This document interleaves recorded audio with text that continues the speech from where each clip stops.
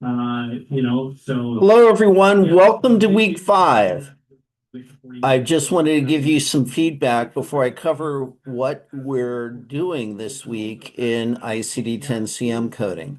First of all, everybody is really improving in your ability to read the instructions, read the notes in the tabular, but we still need to keep that improvement moving forward.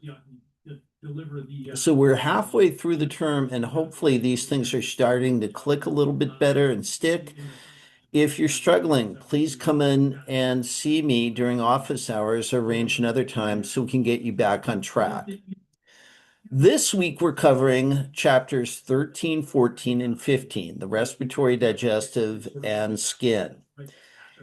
Before you dive into these chapters and start reading the text, let's take a look at some of these chapters. First of all, chapter 13. Chapter 13 covers the respiratory system.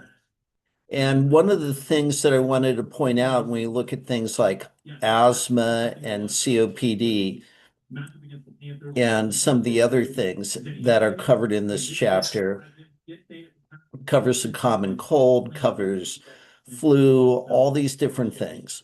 But it's the term acute exacerbation. What does that exactly mean? What it means and why it's important for our purposes with coding is that it's saying that the condition is getting worse, not by a little bit, but it's significant worsening. And then again, when you read the codes for influenza, you see something similar. There's specific strains of the flu. And sometimes when people go through the alphabetic index, they'll look through and just select something and not keep reading at a fine level of detail about what specific type of flu. And these are the types of things that drive you to the correct code. Then we're going to go on to chapter 14. And again, this chapter is when you think about digestive system disorders, it starts at the mouth, ends at the rectum, and kind of goes in that order. This is a chapter where there are a lot of terms. So it's been a while since you took HP 100, please go back, look up some of these terms with a dictionary, a Dorland's, Stedman's, what have you, so you know what these mean. Another thing is the terms hemorrhage, bleeding, right? Bleeding, diverticulitis, all these other different types of things. Really want to look at the terminology that's mentioned in the diagnostic terms, right? And the terminology. So read what they're saying carefully.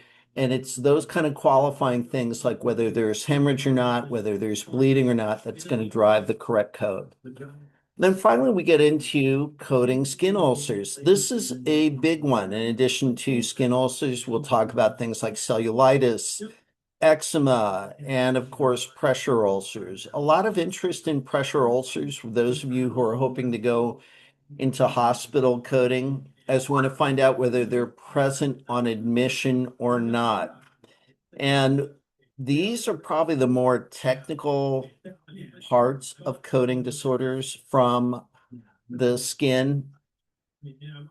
And you have to code the site, the laterality, right? You can have an ulcer in the heel. It could be left or right heel, left or right buttock, whatever, and the stage. And sometimes things are unstageable, right?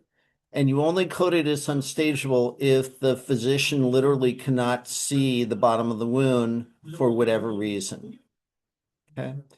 So again, people are doing these things, and you'll probably, for the most part, you're reading the guidelines.